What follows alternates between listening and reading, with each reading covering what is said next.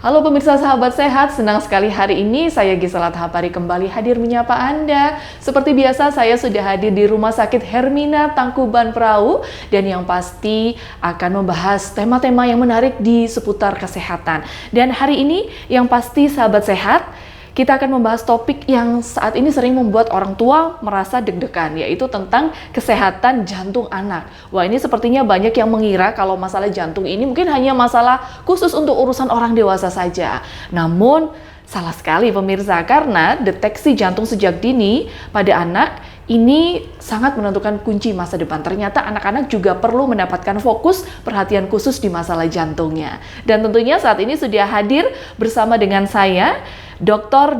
Reni Suwarniati, spesialis anak, konsultan kardiologi. Selamat pagi, dokter. Selamat pagi. Bagaimana kabar hari ini? Alhamdulillah, sehat. Sehat selalu ya, dokter ya. Boleh disapa dulu pemirsa yang ada di rumah, dokter. Ya. Assalamualaikum warahmatullahi wabarakatuh. Selamat pagi untuk semua pemirsa Kacayana TV dimanapun berada, dan sahabat sehat ya. Sahabat sehat ya. Nah, saya ingin memperkenalkan, tadi sudah ya, saya memang spesialis anak, konsultan jantung anak, dan bukan luar biasa ya, biasa-biasa saja. Kemudian saya juga ingin mengucapkan terima kasih untuk Kacayana TV dan Rumah Sakit Hermina Tangkuban Perahu yang sudah memfasilitasi sehingga terselenggara acara ini. Itu mungkin Mbak yang bisa saya sampaikan. Kemudian sedikit mungkin saya dulu juga bekerja di Saiful Anwar, tapi sudah purna selama 4 tahun. Dan sekarang cuma di Rumah Sakit Hermina dan melatih children, kemudian memberi kuliah di Fakultas Kedokteran Universitas Muhammadiyah Malang. Gitu perkenalannya. Ya. Kayaknya bukan biasa tapi luar biasa ini ya kalau melihat Dokter Reni ini ya. Amin. Gitu kan. Dokter Reni ini udah dari dulu atau dari muda ini fokusnya ke jantung anak gitu kan ya, dokter. Dokter mungkin bisa diceritakan awalnya. Ini kenapa dokter ini memilih fokusnya ke jantung anak saja gitu, dokter. Kenapa dokter ingin ini kayaknya krusial banget untuk masalah jantung anak? Iya.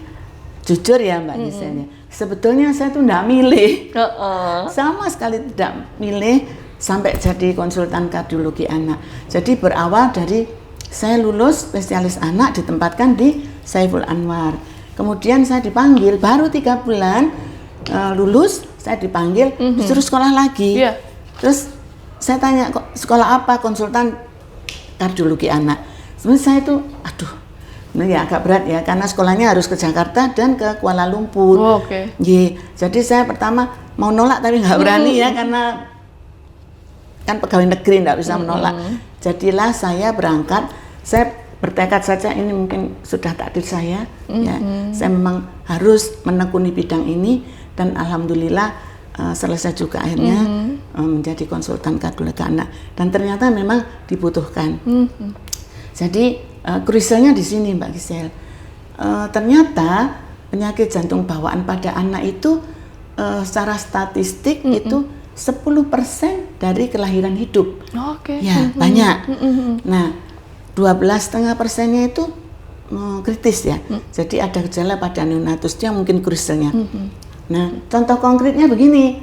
Di Indonesia ini setiap tahun itu lahir 5 juta. Ya, bayi, 5 juta ya? bayi.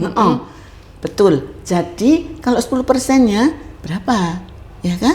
Nah, banyak ya. Banyak, 5 juta. Kemudian 12.500-nya bayi-bayi itu dengan penyakit jantung bawaan yang kritis yang harus segera ditangani supaya dia selamat. Nah, sisanya bukan tidak apa-apa, tetapi juga harus ditangani selanjutnya, tapi tidak kritis gitu. Ya. Iya. Kalau itu mungkin dulu ya dok. Kalau sekarang seperti apa? Apakah memang untuk penanganan dari penyakit jantung bawaan anak di Indonesia ini sekarang juga masih banyak ya dok sampai sekarang? Gini, kalau soal angka sama. Ya kalau angka ya. Tetapi yang berbeda adalah penanganannya ya. Iya. Kalau dulu zaman saya mungkin yang penyakit jantung bawaan kritis itu kan banyak yang nggak tertolong. Waktu saya baru lulus. Tapi sekarang alhamdulillah dengan kemajuan teknologi ya, betul. Asal kita tahu deteksi dini bahwa ini penyakit jantung bawaan kritis dan memerlukan tindakan secepatnya, nah itu kita bisa bisa rujuk ke rumah sakit yang artinya tipe A ya, yang bisa menangani itu. Alhamdulillah banyak yang sudah selamat. Jadi yang kritis-kritis tadi insya Allah ya, alhamdulillah sudah bisa ditangani sekarang. Jadi dengan kemajuan teknologi tentunya ya. Tentunya juga terbantu ya dokter ya sekarang dengan sangat terbantu. Kemajuan teknologi sekarang ini ya, kecanggihan teknologi termasuk alat-alat juga yang dipakai di dunia kedokteran ini bisa menyelamatkan anak-anak bayi yang punya masalah jantung bawaan ya dokter. Dan deteksi dini itu penting. Deteksi dini. Nah dokter, sekarang kita masuk ke mengenal apa sih sebenarnya penyakit jantung bawaan pada anak ini. Ada beberapa hal yang ada yang mitos, ada yang fakta juga yang ada di masyarakat gitu dokter. Ada banyak orang tua mungkin yang merasa bersalah kalau anaknya punya yang namanya sudah divonis penyakit jantung bawaan. Nah, apakah memang PJB ini penyebabnya karena kesalahan gaya hidup ibu-ibu waktu masih hamil atau seperti apa dokter? Nah, jadi kalau dari definisi ya, penyakit jantung bawaan itu adalah penyakit jantung, artinya ada kelainan anatomi di jantung itu sejak lahir, jadi sejak dari dalam kandungan. Jadi bukan karena lahir terus kemudian biasa ya kalau kena air ketuban bukan. Jadi memang maaf seperti kelainan bawaan yang lain, misalnya sumbing atau enggak punya dubur kayak gitu itu.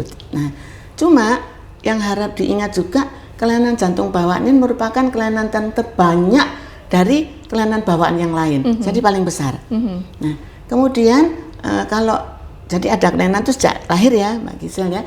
Nah, kalau ditanya faktor penyebab, mungkin ibu itu merasa kok bisa ya gitu.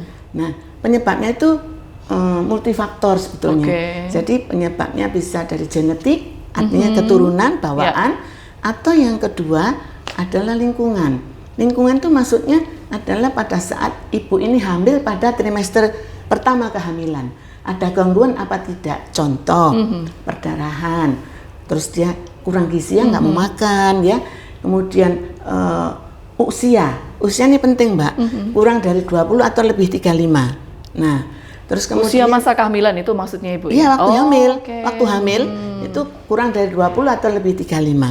Nah, kemudian ada beberapa penyakit ibu, misalnya hipertiroid, diabetes, hipertensi. Terus kemudian autoimun ya yang sekarang ini kan, nah itu juga bisa berpengaruh. Jangan lupa faktor rokok ya. Nah, terpapar rokok itu pasif sama aja. Ya. Kemudian ini jadi infeksi TORCH ya.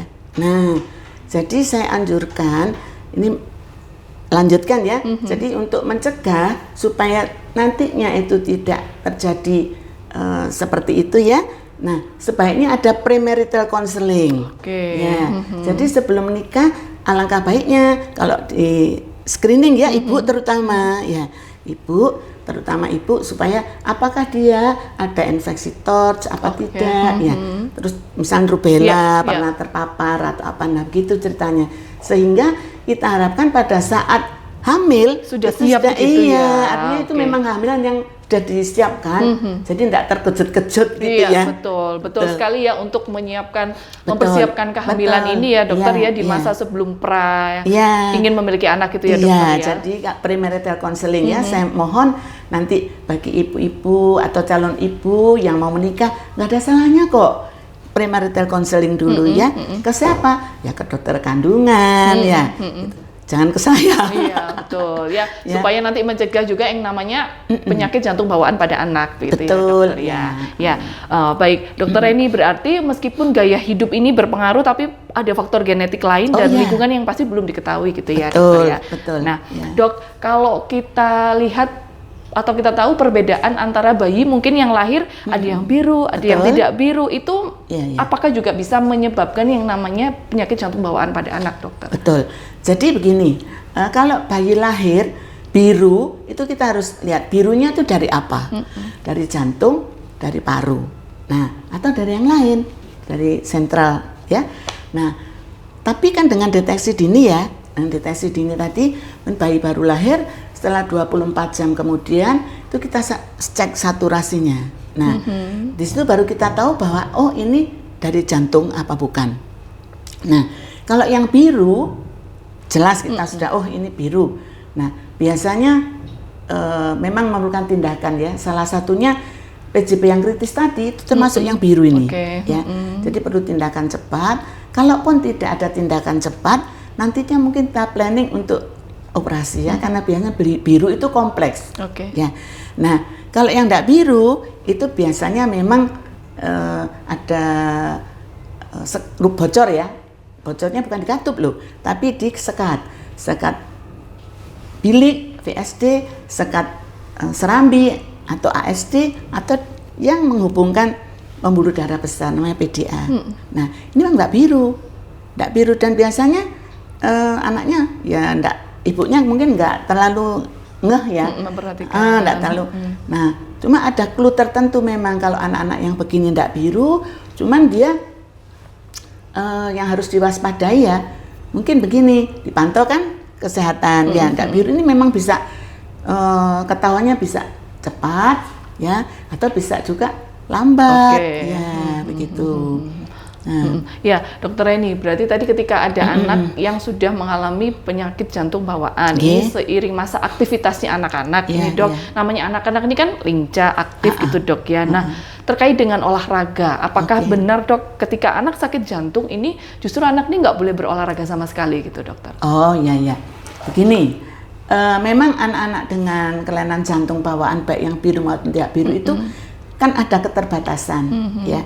Jadi kalau olahraga tentu kita sesuaikan ya. Nah, biasanya anak-anak yang tadi saya sebutkan ya, itu kan memerlukan tindakan Mbak Gisel ya. Jadi kalau misalnya yang biru sudah dikerjakan tindakan operasi sehat ya. Terus kemudian yang tidak biru tadi kan juga perlu tindakan diwaspadai ya. Apakah dia nutup atau tidak lubangnya? Ya, saya lupa tadi, maaf. Nah, kalau dia tidak nutup, harus ditutup, ya ditutup. Nah, setelah tindakan operasi ya, baik yang biru ataupun tindakan penutupan pada yang tidak biru, kan sudah sehat nih. Ya, alhamdulillah bisa melakukan olahraga seperti biasa ya. Nggak apa-apa. Ya, yang pasti dipastikan untuk sehat dulu dan konsultasi dulu gitu ya dengan dokter ya, untuk bisa anak-anak ini bisa rutin berolahraga gitu ya Dokter. Nah, Dokter, kalau seiring bertambahnya usia, misalnya anak-anak ini dari anak-anak nanti udah ke remaja gitu, apakah mungkin bisa Dok kalau untuk penyakit jantung bawaan ini bisa sembuh dengan sendirinya gitu Dokter? Iya, ini pertanyaan bagus ya. Nah, jadi kalau yang biru itu tidak akan sembuh dengan sendirinya ya. Nggak bisa ya Dok? Nggak bisa. Jadi memang sembuhnya ya dengan tindakan ya, dengan operasi atau mungkin sekarang bisa dipasang-pasang alat gitu ya. Nah, tapi kalau yang tidak biru itu memang secara teori ya, tadi kan saya sudah bilang lubang disekat ya, serambi, sekat bilik, PDA, itu secara teori memang kalau kecil itu insya Allah bisa nutup sendiri dalam kurun 2 tahun. Tapi kalau nggak nutup, ya nggak nutup, Mbak. Nah, itu yang harus dipantau terus. Nah, usia berapa kira-kira kita harus tutup? Nah, nggak boleh ditunggu lama-lama juga. Dilihat gejalanya. Kalau dia sering sekali batuk, pilek, ya terus anaknya nggak tumbuh, ya kan tadi gejalanya kan anaknya itu sering batuk, pilek, ya. Kemudian kalau menyusu ya menetek langsung tidak kuat ya, berat badannya juga nggak naik-naik begitu. Nah, terus kita pantau ini lubangnya seberapa, kita observasi Mbak dengan alat echo itu kita bisa pantau. Kalau memang nggak nutup ya harus ditutup meskipun dia usianya mungkin kurang dari 2 tahun. Kalau mengganggu betul ya harus tutup. Jadi memang ada yang bisa nutup sendiri kalau lubangnya kecil. Justru itu pantauan dengan USG jantung atau ekokardiografi itu penting. Jadi untuk di samping klinis ya. Nah, kalau misalnya anaknya tenang nggak apa-apa, ya ditunggu Mbak sampai usia 4 tahun. Nggak nutup, ya kita tutup. Gitu. Ya, berarti memang perlu pantauan begitu ya Dokter ya. Ada yang bisa ini sembuh sendiri, menutup sendiri, ada yang Ya. nggak bisa begitu dokter. Betul. Nah dok, sepertinya ini orang tua yang di rumah juga perlu memperhatikan tanda-tanda gitu ya dok, Betul. tanda-tanda bahaya dari apa sih tanda-tandanya ketika anak-anak kita atau mulai dari bayi ini punya yang namanya penyakit jantung bawaan, karena itu kan tidak bisa dilihat dari luar ya dok Iya, ya. Nah betul. kalau dari tanda-tanda bahaya selain yang tadi dokter sampaikan, ciri-cirinya adalah mungkin dari cara menyusunya ke ibunya, atau seperti apa dok? Mungkin berkeringat atau seperti apa lagi, ada tanda-tanda lainnya? Ya, jadi untuk para ibu ya, mungkin yang tidak sempat melahirkan di vaskes 1 atau apa, nah itu memang bisa dijadikan pedoman. Kalau anaknya biru, tolong diamati ya, birunya seperti apa. Biasanya kalau dari jantung itu kalau menangis dia tambah biru. Oh, ya. Jadi kalau dari jantung dia makin menangis makin biru. Nah, itu. Nah, kalau yang tidak biru itu biasanya dia mudah lelah. Jadi kalau dia menetek langsung pada ibunya itu mudah lelah, bolak-balik berhenti, kemudian berkeringat, ya. Berkeringat mudah berhenti, bolak-balik, artinya kena ISPA tadi ya. Nah, kena ISPA, berat badannya tidak naik. Nah, sering begini Mbak Gisel, ibunya sering berasumsi, dokter, anak saya ini kalau netek langsung ke saya nggak mau, tapi kalau sama sufor mau. Nah, ini permasalahannya bukan karena ASI atau sufor, tetapi alatnya ini loh. Kalau bayi-bayi dengan kelainan jantung bawaan itu tidak bisa ya netek langsung lahap, itu enggak bisa Mbak, karena dia mudah lelah. Jadi bolak-balik kan dicopot. Nah, ibunya berasumsi anak ini nggak mau sama ASI. Tetapi ibunya cerita, kenapa dok kalau dengan susu formula di botol mau kok gitu anaknya ya? Mau lahap. Nah, bukan itu sebabnya ya ibu-ibu. Nah, saya kalau sudah terdeteksi penyakit jantung bawaan, saya memang larang untuk netek langsung. Jangan, karena anaknya pasti nggak kuat. Nah, tapi ASI tetap ditaruh botol, cuma kontennya ASI. Jadi sayang dong ASI-nya. Iya. Jadi botol sufornya diganti dengan ASI yang di dalam botol itu ya dokter. Iya, kan ASI-nya banyak ya. Kan sayang kalau dibuang. Nah, jadi saya memang pada anak-anak yang dengan kelainan jantung, saya pesan sama ibunya, nggak usah netek langsung, tetapi tolong ASI-nya dipompa ya, pompa, taruh di botol, dan itu kita bisa ukur berapa yang masuk. Banyak yang berhasil, jadi tidak usah sufor kan dia, mohon maaf kan gizinya lebih bagus, inilah ya ASI ya, jelas ya, bukan saya ndak suka sufor ya, bukan. Maksud saya ASI kan yang terbaik, apalagi dalam 6 bulan pertama ya, itu pesan saya. Jadi jangan mudah putus asa. Kalau yang sering gitu Mbak, dok nggak mau ini dok, kalau netek sama saya, apa mungkin ASI-nya nggak enak ya? Dok nggak ada, ASI nggak enak. Gitu ya. Yang namanya ASI itu adalah yang terbaik gitu ya, yang diberikan ibu kepada bayinya gitu ya. Nah dokter, ketika orang tua ini sudah tahu ternyata anaknya ini mengalami yang namanya penyakit jantung bawaan atau ada yang bocor itu tadi dok, yang pasti orang tua kan harus segera memeriksakan anaknya ke dokter gitu ya, harus segera konsultasi. Nah, pemeriksaan apa saja dokter nanti yang kira-kira yang akan dijalani oleh anak-anak ini? Karena kalau kita dengar pemeriksaan jantung kok kayaknya takut, menyeramkan gitu dokter Eni. Betul. Jadi begini, kalau kita ingin mendeteksi apakah ini anak ada kelainan jantung apa tidak bawaannya, jadi pertama itu kita memang biasanya pemeriksaan darah itu kalau terpaksa ya. Nah, yang itu ronsen ya, foto torak, ronsen. Ya. Kemudian ini ekokardiografi itu USG jantung. Nah itu enggak menyakitkan kok. Oh, nggak sakit ya dok ya? Enggak, itu kan sama dengan USG ya. Ronsen ya paling, tapi bayi ya mesti harus dipegangi. Kalau misalnya kita mau foto ya, kalau kita kan udah diem gini. Kalau anak bayi kan mesti dipegangi ya. Nah, jadi jangan takut ya. Kalau misalnya yang sering itu karena sudah dikatakan ini mungkin ada kelainan jantung, terus orang tua ini mungkin down ya, saya bisa paham, saya bisa maklum.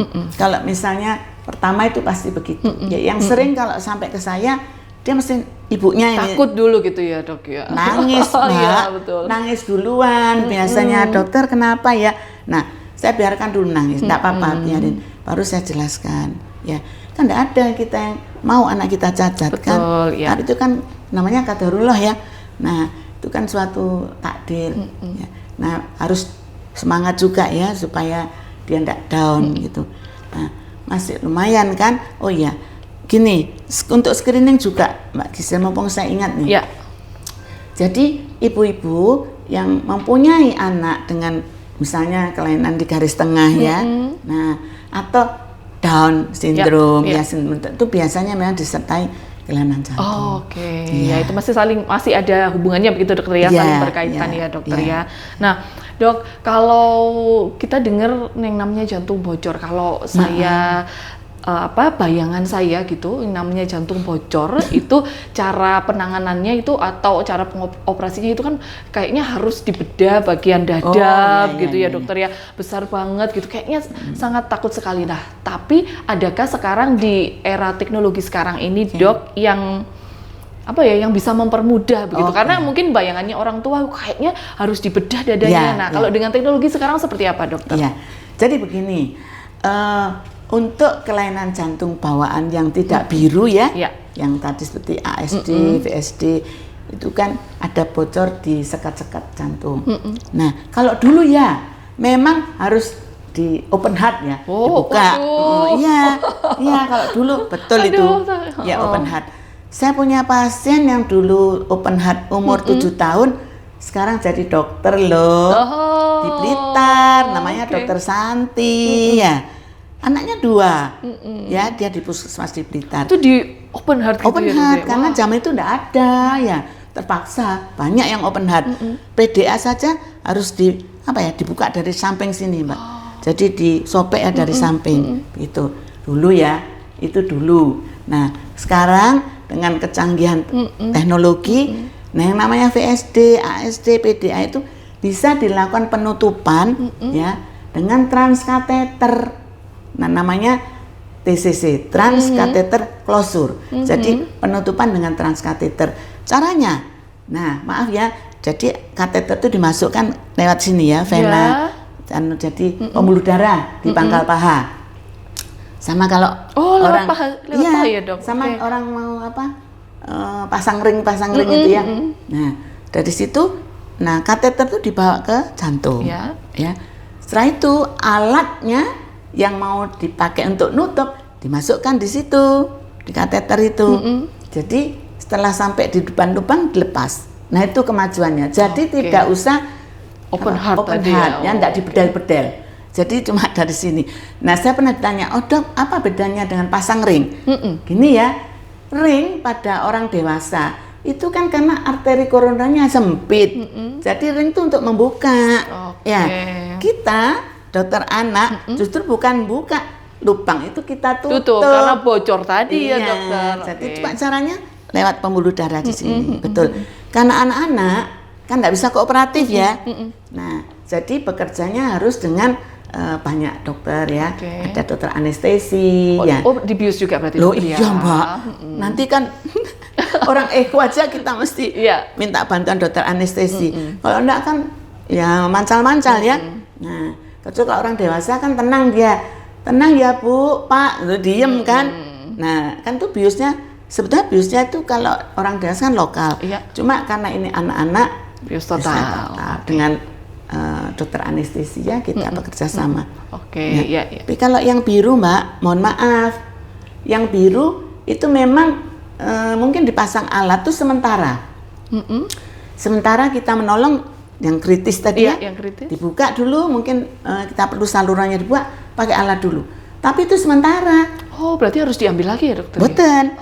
Boten tidak. Iya. Jadi nanti setelah beberapa tahun ya, bukan tahun, kadang bulan, itu dilakukan operasi yang definitif. Ya.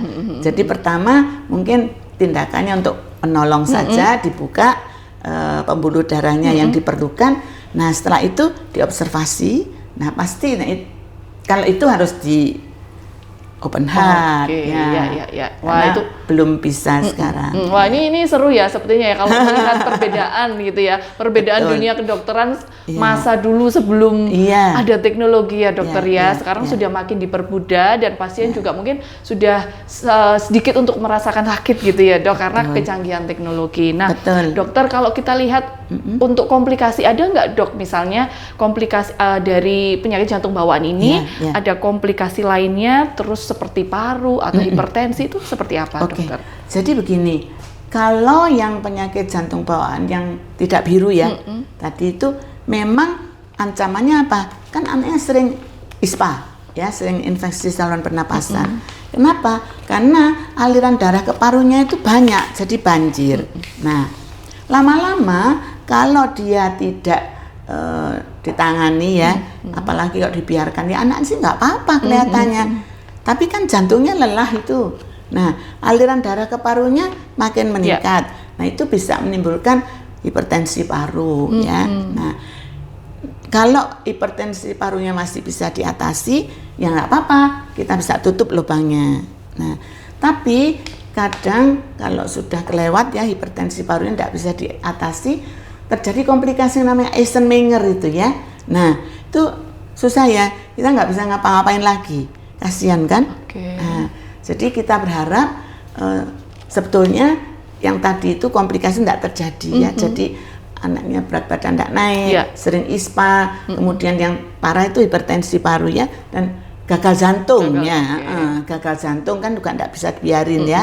Nah, hipertensi paru itu supaya tidak sampai ke sana. Jadi kita sebaiknya dicegah dengan menutup lebih awal kalau memang dia tidak bisa menutup gitu. Berarti penanganan untuk menutup lebih awal itu memang untuk mencegah adanya komplikasi lainnya ya, dokter ya. Nah, Dok, ketika anak-anak ini sudah mendapatkan penanganan gitu kan, kita juga terpikir orang tua untuk aktivitasnya atau kualitas hidupnya anak-anak ini setelah mereka nanti tumbuh, berkembang. Nah, dengan setelah tindakan ini seperti apa, Dok, untuk anak-anak dengan kualitas hidupnya? Apakah bisa mereka ini bersekolah seperti teman-teman yang lainnya atau seperti anak-anak lainnya gitu, dokter? Nah, pertanyaannya bagus ya. Jadi untuk para bunda, ayah ya yang kebetulan memang punya ini anak-anak dengan penyakit jantung bawaan, nah jangan takut. Nah nanti saya share juga ya, mumpung ingat, kami punya komunitas pejuang jantung anak di Malang ya. Nanti bisa kalau gabung ke situ boleh ya. Itu ada persatuannya. Nah di situ itu ada anak-anak yang sudah operasi, Mbak Gisel. Jadi ada yang biru sudah operasi. Kemarin kan halal bihalal. Oh, tampil loh menari. Loh, keren ya. Betul. Menari yang kayak reok gitu ya. Karena itu dengan penyakit jantung bawaan yang biru, ya. Kemudian banyak pasien-pasien saya yang sudah besar-besar ya, di SEMI 1 tadi yang sudah jadi dokter. Nah, ini banyak ya yang sudah berhasil, enggak masalah. Jadi dia bisa hidup normal. Jantungnya normal kan? Ya, yang itu biru aja bisa normal, bisa nari, bisa. Terus ada yang dulunya dengan tetralogi ovalo kan operasi ya, jadi profesor. Jadi dunia enggak usah khawatir ya. Kalau misalnya nanti enggak bisa perkembangannya enggak bisa. Ternyata anak-anak itu bagus kok setelah dilakukan. Jadi kalau yang belum dilakukan tindakan, sebaiknya bergabung saja dengan komunitas pejuang jantung anak yang di Malang ya, supaya tidak merasa gimana ya, down, ada buktinya banyak ya. Betul sekali. Artinya kalau orang Malang bilangnya koncone akeh.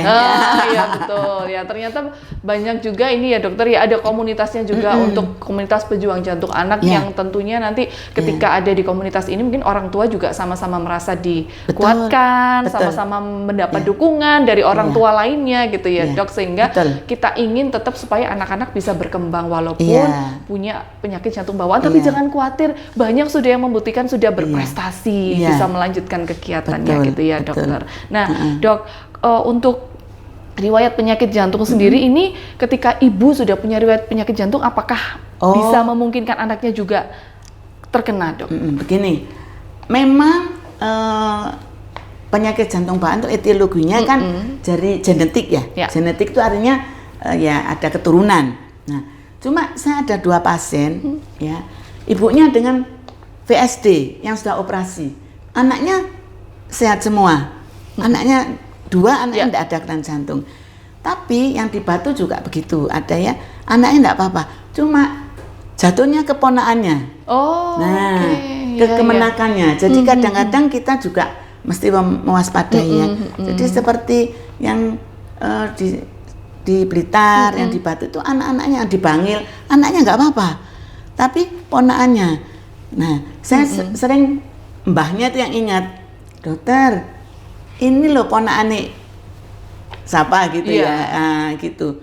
Oh, jadi mbahnya yang bilang. Oke, berarti memang bisa genetik ke yang paling bawah-bawah juga begitu ya dokter ya, bisa terjadi ya dokter. Nah, ya dokter, orang tua pun saat ini sepertinya juga perlu tahu bagaimana cara mencegah gitu ya dok, cara mencegah supaya bisa meminimalisir yang namanya resiko PJB, atau dokter ada pesan khusus untuk orang-orang tua, untuk ibu-ibu, khususnya ibu-ibu yang lagi hamil, untuk supaya anaknya bisa tercegah yang namanya penyakit jantung bawaan dok. Oke, jadi begini, ini mungkin pesan saya untuk ibu-ibu atau calon ibu itu yang akan menikah gitu ya, sebaiknya dilakukan premarital counseling ya, supaya tahu kita apa kita ini sehat, apa mengidap apa yang menyebabkan tadi ya faktor predisposisi untuk terjadinya penyakit jantung bawaan. Jadi premarital counseling itu perlu ya, supaya untuk mencegah toh. Nah, terus tadi itu ya pencegahannya ya hindari rokok, hindari apa ya yang makanan. Nah, ini sekarang kan banyak pengawet ya, pewarna. Nah, itu dihindari kalau lagi hamil ya. Kemudian paparan radiasi ya. Kemudian tadi kan menghindari supaya tahu kita terinfeksi apa enggak, periksa tokso tadi ya sebagainya. Nah, itu yang paling bagus sebetulnya. Jadi sebelum hamil ya paling bagus itu. Jadi misalnya ketahuan, oh ternyata saya mengidap tokso, ya diobati dulu. Jadi boleh menikah tapi jangan hamil dulu kan gitu ya. Tapi kalau sudah terlanjur hamil ya kita meminimalisasi saja lah ya. Nah, kalau misalnya ya diperiksa ke dokter kandungan ya, dan bagaimana, asal yakin tidak ada faktor pencetus ya dihindari yang tadi itu ya. Baik. Wah, terima kasih dokter Eni. Ini sepertinya untuk ibu-ibu hamil yang di rumah ini juga sudah bisa untuk menerapkan hidup sehat gitu dokter. Yang penting itu, dan jangan takut untuk memeriksakan ke dokter gitu ya dok, supaya bisa terhindar yang namanya anak-anak memiliki penyakit jantung bawaan ketika lahir begitu ya dokter. Dokter, terima kasih sekali hari ini sudah menemani pemirsa Gajana TV. Ini sepertinya sudah ada di akhir acara. Kita harus berpisah dokter. Mungkin bagi sahabat Gajana TV yang ada di rumah mungkin yang ingin berkonsultasi lebih lanjut kepada dokter Eni, boleh ke Rumah Sakit Hermina Tangkuban Perahu di sini ya dokter ya. Silahkan. Ya, memang prakteknya di sini. Baik, terima kasih sekali dokter Eni hari ini. Mudah-mudahan kita bisa berjumpa lagi dengan bahasan-bahasan nanti yang lebih menarik lagi ya. Baik, terima kasih pemirsa Gajana TV hari ini untuk kebersamaan Anda dalam menyaksikan Sahabat Sehat, dan tentunya kita akan berjumpa kembali di episode minggu depan bersama saya Gisela Tahapari. Sampai jumpa, tetap saksikan Sahabat Sehat.